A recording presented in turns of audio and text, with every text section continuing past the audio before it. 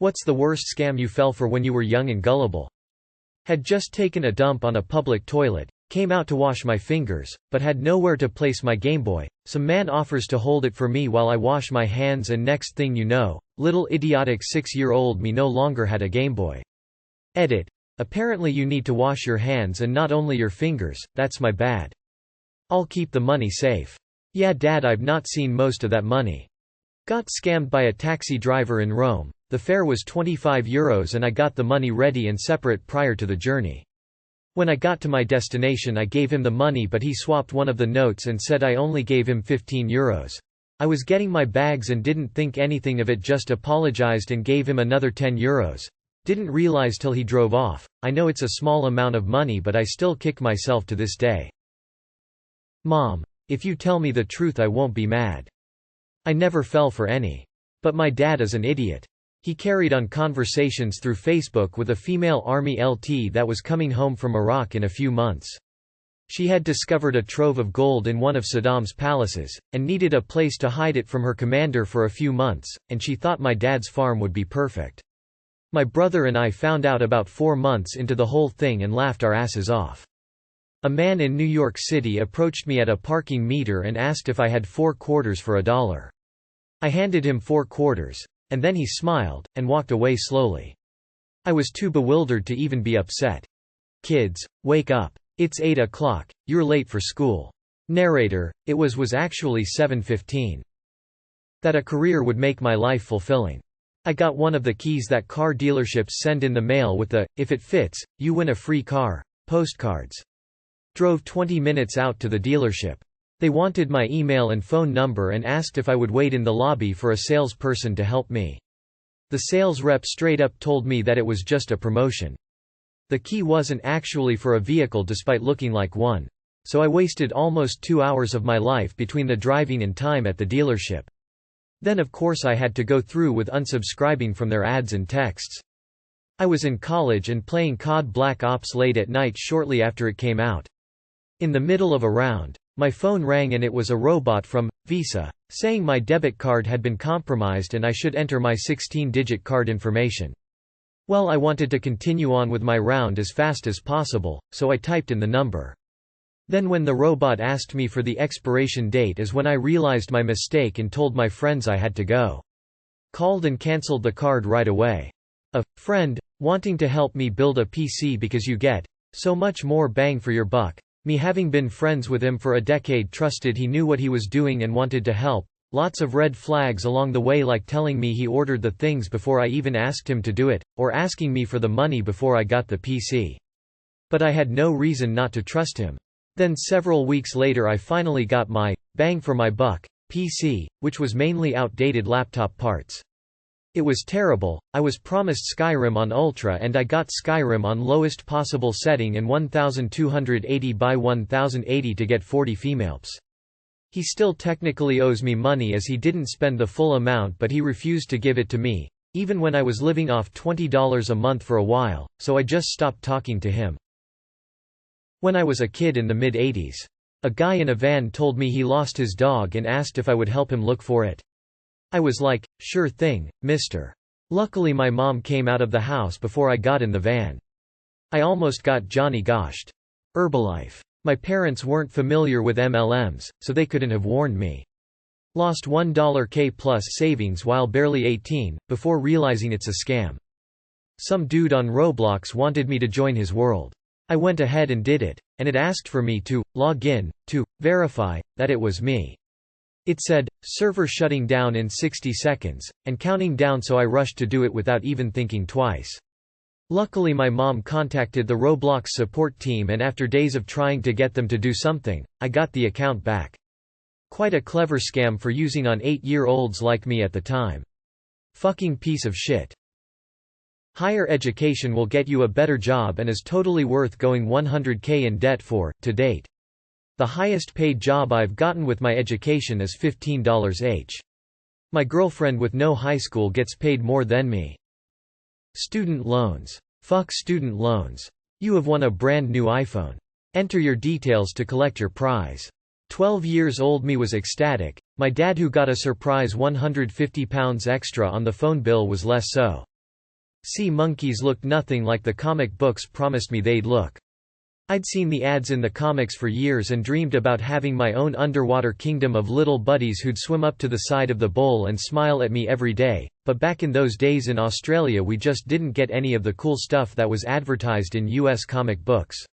Until one day, quite by accident, I found one packet of sea monkeys waiting for me in the toy section of the local supermarket.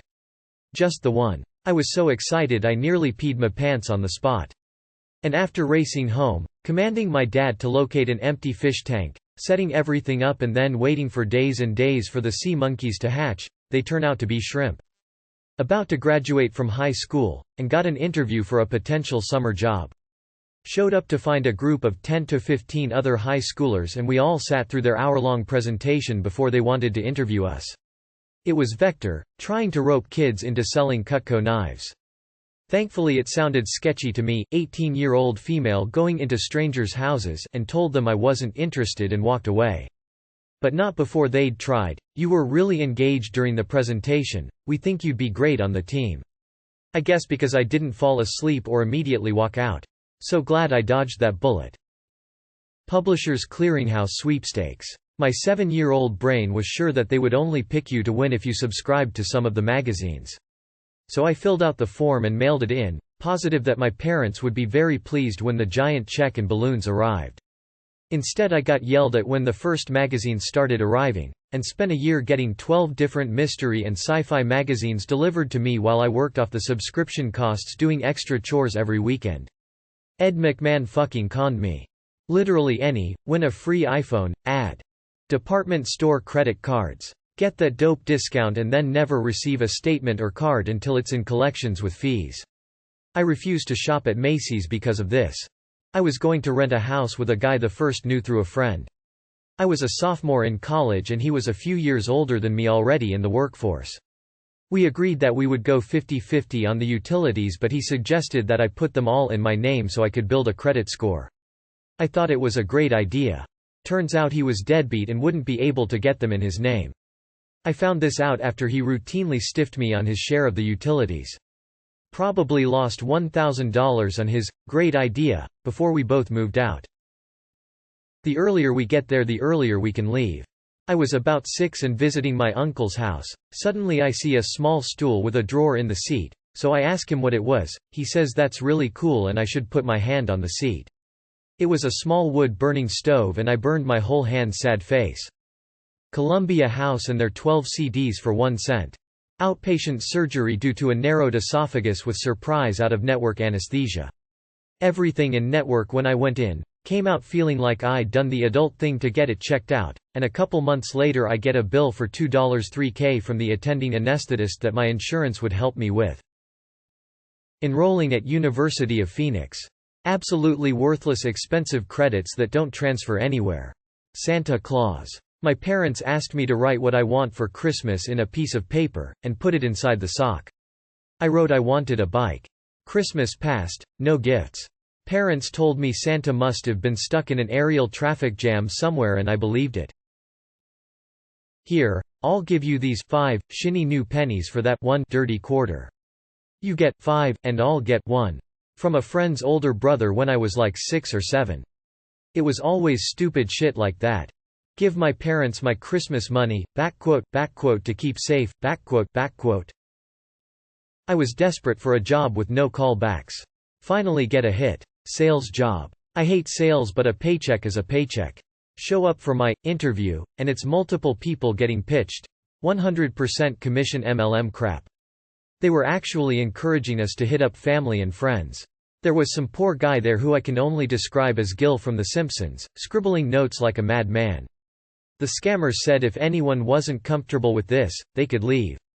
I looked around at the few people there and booked it. I felt so stupid for falling for that. Armor trimmers on RuneScape. The National Honor Society. If your grades were good enough, you got your name in a special yearbook. Your photo too, if you paid more for it. So far, the only good thing that came from joining the National Honor Society was that I used to occasionally find the book with my photo in different thrift stores.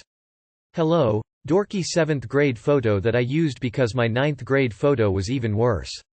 When the U.S. state quarters first came out, you could buy the cardboard map with spots in each state to add quarters as they were issued. The map and set of first 4 coins were $19.99. Right at the end, I got double talked out of $118 more by agreeing to also purchase the other 46 quarters as they were minted. Never saw another shipment, and after further tracking from my credit card statement, the company went out of business. The DARE program. I actually went back and forth in emails with a Nigerian prince scammer, but it was more of a Nigerian village girl claiming she needed money to escape a POW camp scammer. Shit was elaborate. I'm glad I wasn't old enough to actually have access to any money, 'cause she could spin a story. Gender norms. Like, I actually painted my nails as a guy for the first time this past year. And nobody cared. And I liked it? Young me was scared to do anything remotely considered feminine. I would get anxious if my shorts didn't go past my knee, but now I wear shorter shorts because I like them and I want to. Gender norms are definitely a big OL scam that stop people from doing and wearing what they really want to.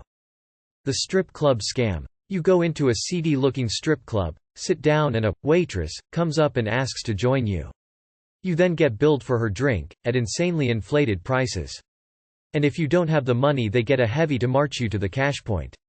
I didn't want to speculate about what would have happened if I hadn't had the money available to withdraw. I was old enough to know better but extremely gullible. I learnt some life lessons that day. Obligatory, not me but an old roommate of mine. He told me that he was hurting for cash and was looking for jobs on Craigslist and found a posting that seemed simple enough. All he had to do was take a mailed check that was worth $3,000 and send it to a person, and they would wire him $300 for his help. According to him, he said that the information they provided on both who was giving the check and the person receiving the check was super legit. He had a business number, phone number, and website, so that's what really sold him on it being legit. Well, he sends the check and gets his $300, only to receive a letter in the mail from the bank 2 weeks later saying that he owed the $3,000 because the check he deposited was a fraudulent one. 5 years old. My mother said that she was checking my candy for poison. It's been 32 years, Mom. You still owe me all those peanut butter cups. Columbia House CDs. You could buy 12 CDs for 1 penny, then you agreed to purchase a certain number of CDs in the future for full price. I'm not sure what I thought, that they'd call the cops or ruin my credit forever, or what. But I bought all my agreed upon CDs at full price. I read years later that I could have just not bought a single thing because they can't enforce contracts made by minors. Took an unpaid internship. Outside a dead show at the Spectrum in Philly in '94, I bought what I thought was a marble-sized ball of hash from some dude for $20. When I got back to my car to fire it up with my friends, I discovered it was really just a wadded-up piece of a Tootsie Roll. I was a dumb kid. I was absolutely sold on adulthood. Amway multi-level marketing of products and building a business based on the backs of everyone underneath you. Fantastic pyramid scheme that cost me dearly with several relationships. Any product company that depends on selling to friends and family and getting them into the business to help you is just another pyramid scheme. Proceed with caution and eyes wide open. A kid offered me some gum, but it was just an empty wrapper. I had never felt more betrayed. I was in high school and on a school trip, with about $10 to my name. I went with a group of other kids to Taco Bell, and while we were eating, a sleazy guy sidled up to the table, put his arm around the back of my seat, and hit on us. We rebuffed the guy somehow, but I realized a little later that he'd stolen my purse in the process. Which is why I don't hang my purse on seats anymore. That I could get free items if I gave them my RuneScape password. In 2000, got an invitation in the mail to attend a screening of a TV pilot and offer my opinion. It was held in a hotel conference room and there were probably 200 people there. When the show started, it was obvious it was filmed in the 1980s. There were actors who hadn't been in the spotlight in years, jokes about Ronald Reagan, etc. But the MC kept talking it up like it was a brand new show. There also were a few commercial breaks. Afterward, everyone got a survey to fill out that had 1 to 2 questions about the show and 50 questions about the commercials. At least it didn't cost me any money.